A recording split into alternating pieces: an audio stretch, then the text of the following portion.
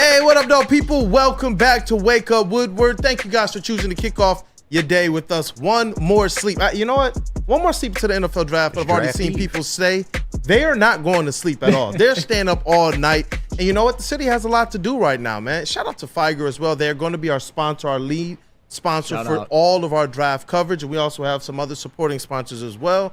Figer Law, all we do is win. Sleep no is the cousin of death. Especially right now. Is that, is that Elmatic? Especially right now, man. Everybody's gonna have so much energy. Good job on that one. You get a point. You get a point. Dog, it's so much energy going on right now, and I can't wait. I'm hoping that people choose to get downtown, see us at the 313 draft party. But gotta find the juice for this. Let's do this, man. Let's kick off this drum roll. Let's get Rob Beard back on here. Hey, yo! Shout out and welcome again to the legend, Detroit News, Rod Beard. No games that we have to talk about. I know that you weren't here last week. We did talk a little bit about the exit interviews with the players. But, Rod, I got to have you kick things off with Rod's thoughts. Playoffs are bananas, man.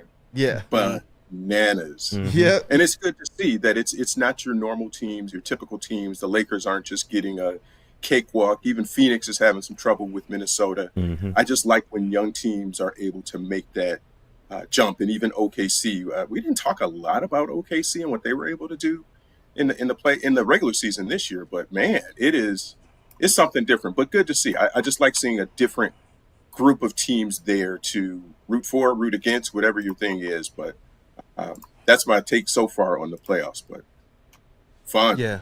It's interesting to see some teams there that have gone through some kind of long-term and at the end of their rebuild, some kind of build up on the fly. To see teams like OKC right now, it's like, man, what could be? What could be? Especially when you draft well and you surround that talent with the right type of not just vets, but also coaching and leadership as well. Obviously, the big thing out of the Detroit Pistons exit interviews was everybody's head was surrounding kind of this news of this player of basketball operations. I know, KG, you had a question about that as well? Yeah, help me out, Rod, because I've been struggling with this one. I've been very critical of this pending move of the president of the basketball ops, because if Troy Weaver wasn't able to make his own decisions and stand on his own merit, I don't see how the president of basketball ops is going to help things. What are your expectations for the new president of basketball ops, and do you think this move will even work in the long term? The Pistons for a long time have been in a very odd structure where they didn't have a president of basketball operations. They've kind of had, the Ed Stefanski years where he was an advisor, so he wasn't officially in that title. But most teams do. Most teams do have somebody who's over all of that stuff. So it's just been odd that the Pistons didn't. And I think it can work. I don't know if it will. It's just like anything else. It depends on who you get there. And I think it's just the typical structure. You need to have a person who's making those final decisions for the organization, not in the basketball side of things, not just the GM who's doing the day-to-day team stuff. You need somebody else who's keeping an eye on that. And it just puts another layer. If it's Troy Weaver or it's somebody else, it's just putting a layer between them and Tom Gores. Yeah, and what I'm hoping is that whether Troy Weaver is here or not, with the new president of basketball operations, that there's a lot better synergy, or at least proposed synergy, about what's going on the floor. There are things I've heard as it relates to some things Troy Weaver has been able to do. Some things have been kind of overruled by this working front office of things, which was announced by the Pistons when they kind of first hired Weaver, that he would be working with Arn Tellem and Ed Stefanski. And there's been some moves that have had people really scratching their heads. One of the more kind of out front ones is probably the coaching hire of Monty Williams, where Troy Weaver was already in the middle of a coaching search, and the organization decided from the top of it with Gores and whoever of his advisors that they wanted to be able to move in a different direction with the coach. And I can't be necessarily mad at that philosophy, but what I'm hoping is that the new president of basketball operations is the guy kind of where the buck stops, and that he has a good working synergy with whoever the GM is going to be. Because one of the scares that I'm seeing all over social media right now is people believe Cade Cunningham will leave. either before or after this next contract. He seems locked in. Out of the, people I talked to behind the scenes, shout out to his camp, and shout out to Ashton, the trainer, as well. He seems locked into Detroit. It doesn't seem like he has this mindset of, let me bail, let me try and go to somewhere else. I feel like he's taking this kind of personal, that he wants to be here when Detroit Pistons turn this thing around. He said that he was all locked in with the restore. He went and he asked for Chuck Daly's number 2 jersey, which the Pistons did have hanging in the rafters to commemorate the Bad Boys 2 championships. But just how far away do you believe the Detroit Pistons are from being able to put something formidable around Cade Cunningham to where we could see some positive growth? Is that something you can see happening this offseason, or is it going to take a couple more years? It can. It's just really what you do at this point in this offseason is going to be important, but it's not everything. And we've talked about, do you trade this pick? Do you keep this pick? Do you bring in a bigger free agent? Or just get somebody else through a trade. I don't know if you can just go along, bring in whatever top 5 pick this is going to be and say, hey, we're just going to let this thing grow. You can't. I don't think you can do that. I just don't think you have enough time, to your point about Cade, and what you've got to show him that you're trying to do something and you're making bold moves to do it. It's not just you're going along and this will work and they'll figure this out. We've seen enough in these past couple of off seasons that it's not that way, that this isn't the structure that you need. It's not a bunch of young guys and they're all going to figure it out at the same time. We know Cade has kind of figured it out, but will Duren, will Ivy, but what's the piece after that? Who's that next dude? Is it Sar?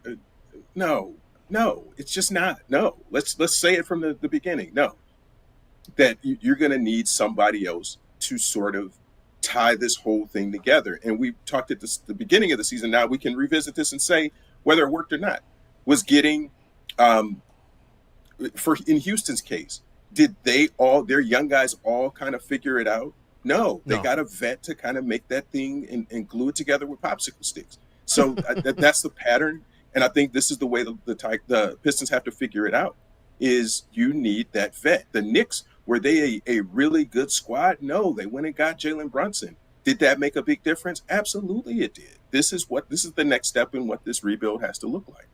Ooh, it's good, KG. Yeah, so Ryan, I asked this question to the show last week, and I'll ask you. In order to jumpstart this, the Pistons need to make a big move, obviously.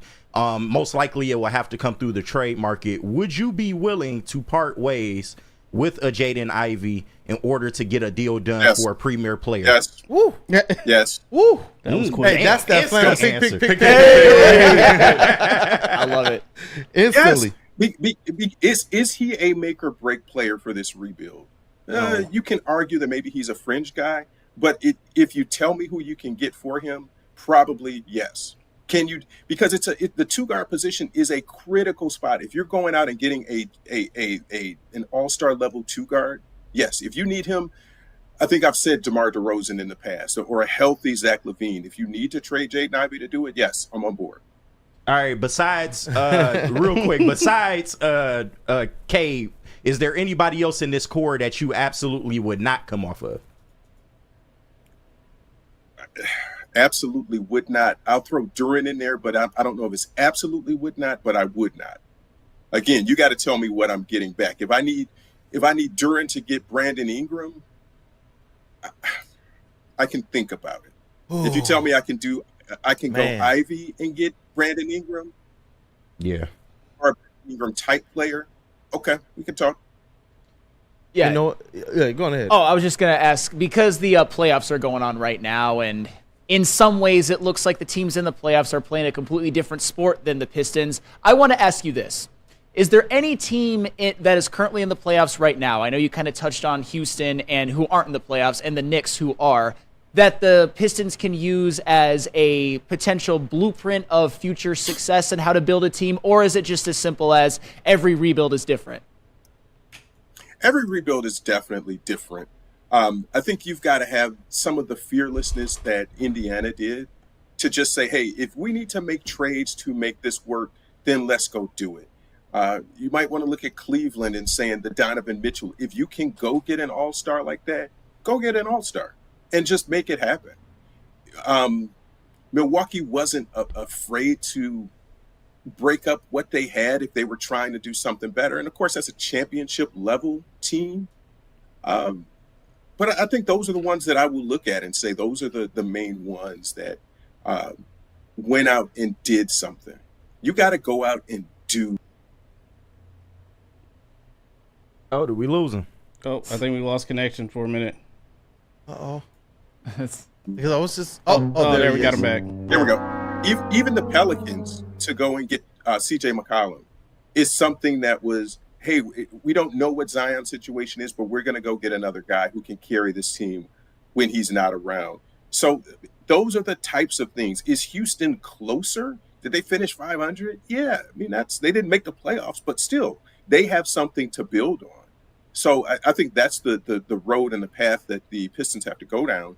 Is you can't be afraid to hold on to a young guy who has shown you he's not going to carry the team. I think Cade is the only one. Cade and maybe Duren are the only ones who have shown that they can carry the team to a degree. Yeah, and you know what, man? Brandon Ingram is a hot name, and this is a name, Rod, that we've kind of bantered about since probably the beginning of the season. Obviously, we talked about more available players like DeMar DeRozan, Zach LaVine of the Bulls, among others. Tobias Harris is kind of creeping up there as another name that we've heard. We've even heard Miles Bridges via James Edwards as a potential target. But Brandon Ingram and those Pelicans is a name I've heard around the media room at the practice facility. It's a name I've heard amongst fans, and it's one that I've heard that the Pelicans are probably looking to break things down this year, especially with a couple players like Murphy who are going to need increased roles. Listen, before my all-in player, and I know that it's a long shot, was Paul George, but I believe he's chasing a ring. Brandon Ingram is probably the second player where I'm just like, you know what? If the Pistons can do whatever they need to do to find this guy in the Pistons uniform, I do believe a player like him and Cade Cunningham, if they can keep Duren, that is a nice nucleus. And even if it's just 60 games of Brandon Ingram, that is so much better than what they've experienced over the last 3 or 4 years, depending on veterans who haven't really played much, and when they did get back, they were not bringing the level of impact that Brandon Ingram can have on this team right here.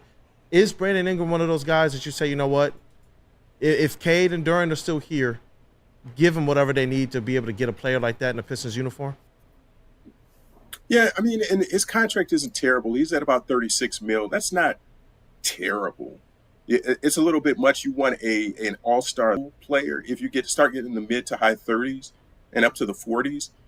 But he's been an all-star. And so I think that's what you're just trying to chase is, can you find a guy who can impact you and just be a scoring option outside of Cade? I've been saying for a couple of years now that Cade needs another guy. He doesn't. Yeah. He's a Batman, but he needs another Batman. And I think somebody said Justice League earlier. We need Justice League type situations that is more than one guy. It can't be Cade every game. It's got to be somebody else who can take on some of that. Man, and that was the hope when we drafted Jaden Ivy. We talked about the fact that we were hoping he could be Superman in this Justice League to Cade's Batman.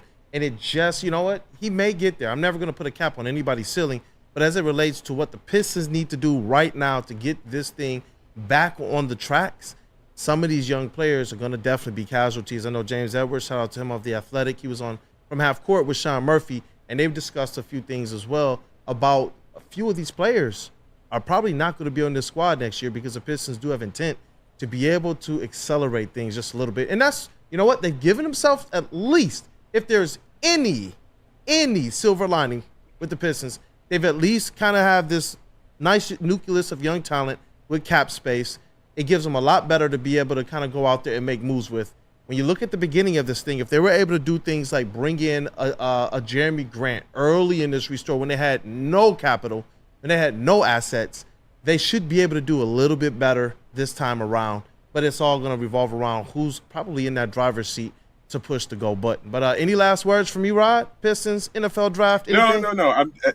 It's an exciting week for the city. Yeah. And I think the NBA playoffs will keep us kind of going in between both of these things, and even the Tigers. And what we said before is they needed to have a 500-ish start, and they're somewhere in the neighborhood. So things are going well for the city. Yeah, it is. It is, man. Shout out to the Tigers. Shout out, Rod. Shout out to the Yes. Tigers. But shout out to the legend, Detroit News, Rod Beard, brother. Thank you always for giving us your time. We appreciate the commentary every single week. I know you got a lot on your plate, whether it's at the Detroit News. I know your boy, man. He's a pitcher. He's a pitcher.